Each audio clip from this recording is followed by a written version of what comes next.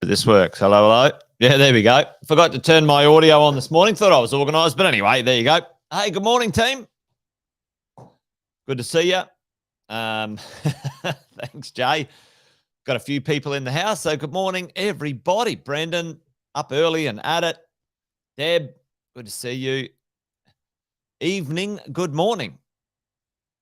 Kevin, all the way from Florida. Luke and David and Jay. Great to see you all on this morning, team. Fabulous. Thanks for joining. Another Wealth Coffee chat as we roll. Andrew, morning, mate. Yeah, there you go. Happy days. What's doing? What is going on? Well, let's do some intros. Jason Witten's my name. If you didn't already know, most of you know that. Each day we get together, have a little Wealth Coffee chat, folks. We try and put some fact into the fear that's going on out there. And today I want to talk about one of these things. And most of you know we've got a few menaces that cause fear and ignorance when it comes to understanding the property world in Australia. And the stuff is pretty interesting. That is for sure. Many people get influenced by this fear and ignorance portrayed by, the big four menaces. Number one menace we know. Tell me in the chat, well, who's the number one menace? We're going to talk about them today as well, but they're not the main problem today. Anyway, we're going to talk about them. Morning to Joanne. And we've got Facebook user behind the veil, whoever that is. And yes, Brendan, we will be back in the house. Andy is getting his mojo on when it comes to being a new dad. But we've got a few things coming for you. And folks, Andrew, you asked for it. You're going to get it. This Friday, folks, we're coming to you live from Melbourne for our relaunch of our Wealth, Wine and Wisdom. So make sure you join us. This Friday, we're kicking off again, Brendan. So there's a little heads up as we go. We're back this Friday. All right. Well, anyway, so we've got politicians. And a few other menaces are the government or the politicians, folks. So, but today I'm going to talk about one of these others. So let's get into it. What's going on out there in the world of investing in general? But, let's call it the fear and ignorance machine that participates, that elongates, that perpetuates. I don't know. Any other words that, how many words can we come up with? Elongates, perpetuates, investigates. Anyway, is that, you do that with your kids? Anyway, Jason, concentrate, get on with it. Who are the four? Sam calls these the four horsemen. I don't know what, maybe the four horsemen's a negative thing, but hey, these are the four menaces that often create mayhem and mistrust or misunderstanding or fear and ignorance when it comes to investing. And who are they? Folks, put it in the chat. Who do you think they are? First one starts with M. The second one starts with B. The third one is E. And the fourth one is P. Now, we've all said it already. The politicians, the government, the politicians. Anyway, I think that's how you spell politicians. Morning to you, Aaron and Allison and Mick. We've got the politicians in here, the pollies, causing problems, causing grief, governments. But who are they? Everyone should know this first one. Who's the M? Who's the big purveyor? Who's the drama stirrer of the world of misinformation, misunderstanding, fear and ignorance? Well, let's just put it in there for lack of an answer. In the chat, get it going. Team, oh, there it is. Boom, it's come through. Grant, Joanne, David, nailed it. The media ham it up, don't they? They get on the bandwagon and they make things pretty interesting. All right, who's next? Who are the next mob that, causes some grief? Well, it's the banks, folks. The banks. And I'm going to talk about the banks today. These are the ones that be for the bankers, banker wankers. David, yeah. and the E, the economists. Economists. Anyway, there we go.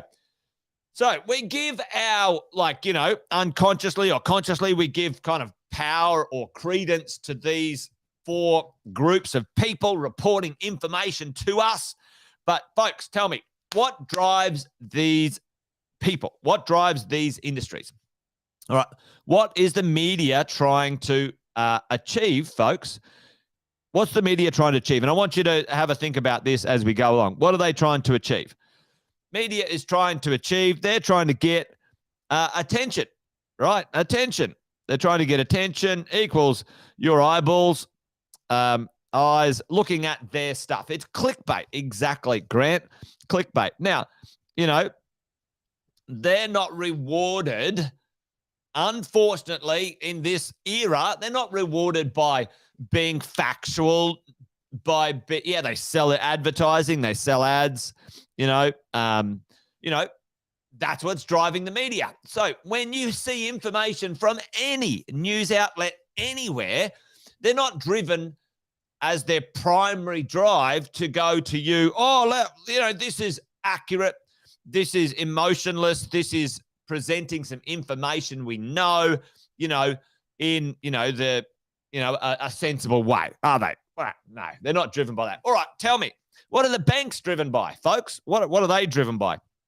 All right, and, I'm just going to put it there. They're driven by profits. That's all. That's it. They don't care. They don't give a rat's ass about you in any way, shape, or form. They're driven by income. They're driven by profits. That's the way it is, and you're not going to change any of these people in this world, et cetera, et cetera. What is the economist driven by, folks? Tell me, what is the economist driven by? How do they want to be seen? What do they do? They want to be seen as smart and clever, right? And intellectual, right? Smart, clever, intellectual. They say and do all of these things. They come up with all these graphs and stats and bits and pieces. Ego. Yeah, dead right. Often ego. I think we could put ego at the middle of this for everyone, couldn't we, Grant? They're all driven by Luke. And then, okay, what are the pollies driven by? What are the politicians driven by, folks? Yeah, they don't have to be correct. You're dead right, Alison. They just have to look smart, and blah, blah, blah, blah. You get one guy like Harry Dent who accidentally gets one thing right, and he's literally been talking about the same thing that he got right 30 years ago, and he hasn't got one right since. Anyway, interesting. Here's what I do know about real estate. You guys know this. If you want to know about real estate, go outside on the weekend and go to an open home. Go and try and rent something. Be a pretend renter or be a pretend buyer and have a look what's for sale or for rent. That's what you'll know. Yeah, Harry who? Harry Tosser Dent. Anyway, and the politicians, they're driven by votes. They just want to get voted in. Votes. And they want to be popular. And they don't want to make hard decisions. And if they do, they want to blame someone else, et cetera, et cetera. All right. We've set it up this morning, our conversation. These are the 4 menaces. The number one menace is the pollies. They are the number one menace when it comes to eroding your wealth if you get caught up in their stupidity, which then the media fuels, the banks get behind, and the economists say, I think I told you so, et cetera, et cetera. Anyway, what's going on today? Here's what I want to talk about today, so listen up, folks. Here's one of those things. NAB, National Bank. This was an article came out in a supposedly a shout out to Timmy Boyle. Tim, you're a legend. Tim does some great briefings. Tim Boyle on finance and stuff like that. So this one's from Timmy. NAB, more rate rises as investors fear recession. More rate rises coming. Anyway, National Bank has lifted their expectation. Blah, blah, blah, blah. They would not rule out. Well, you wouldn't rule it out, would you? Because never is pretty gnarly. We all see this going to NAB. Now, my question to you, folks, My question to you, awesome, Luke. Excellent. Get your rents up, folks, before the police start messing with that. My question to you is this. What's going on here? And let's dive beneath. This is part of our training. This is part of our psychology as an investor. All right, what's going on here? Let me go and have a look at NAB. Why are they saying these things? They're saying these things, but what are they actually doing?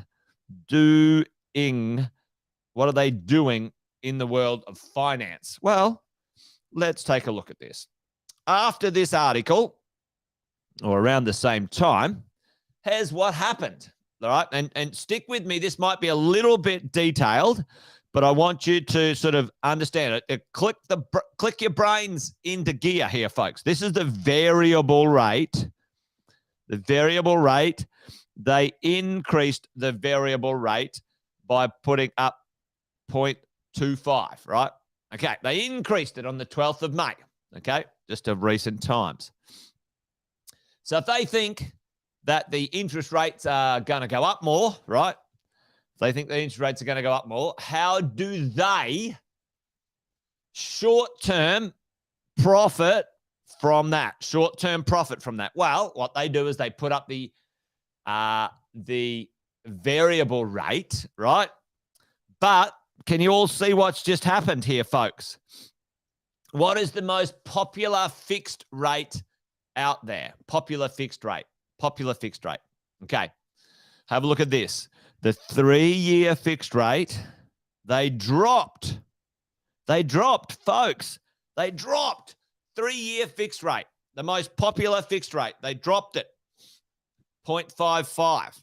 Now, my question to you is why?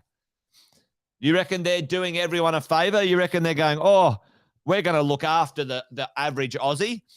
Why did they drop the fixed rate? Tell me. Put 2 and 2 together here, folks. Put it in the chat if you got it. Why would the banks say and participate in the fear-mongering of interest rates going up? Oh, we think they're going to go up 2 more times. And we think there's a recession coming. And we wouldn't be surprised if it didn't stop until 2025, right? So, consciously or unconsciously, on purpose or not, whatever conspiracy theory, yeah, you want to lock in. You want to go on. Okay. Out there in the market, people think the interest rates are going to go up. What do they go and do? They go and lock in interest rates. They go, 3 years fixed. 3 years fixed. Yep, selling fear, right? Any of these fixed rates, right? Any of these fixed rates, okay? But the 3-year fixed is the most popular, so they're selling that one. All right, and what's going to happen? What are they going to do? The variable rate at 5.69 in 3 years' time, here's the drill. Let's find somewhere. Yeah, and here's the go. Look at this. You know, the pricing in May, variable rate up and fixed rates down, okay? Down. What are they doing? Well, if the rate is up here, wherever it is, this one here, if it's here, and what happens, folks, if the variable rate drops from 5.6 to, let's call it 5. Let's call it 5%. Let's say the variable rate drops over the next 24 months to 5%. What happens? Well, the banks, they make profit. They make dollars, right? That's what happens. And so right now, this is what's going on. They didn't come down the last hour, folks. They didn't book, record profits because, they don't know what they're doing. They know right now they can sell the unsuspecting person into a product. Dead right, Allison, dead right. Now, I'm not saying it's wrong and I'm not saying it's right to lock it in or not lock it in. All I'm saying in today's conversation is look behind what the conversation is happening. Look behind what they're saying and go and have a look at what they're doing, right? And why is that important? Because, and buy some bank shares, you're dead right. Because, folks, right? Because what they're doing means something, that means something more important than what they're saying. The action for me says, and I'd go and find other information to corroborate my thought here. The action is the banks believe that the interest rates are going to go down over the next 18 months to 2 years because they're dropping the 3-year fixed rate.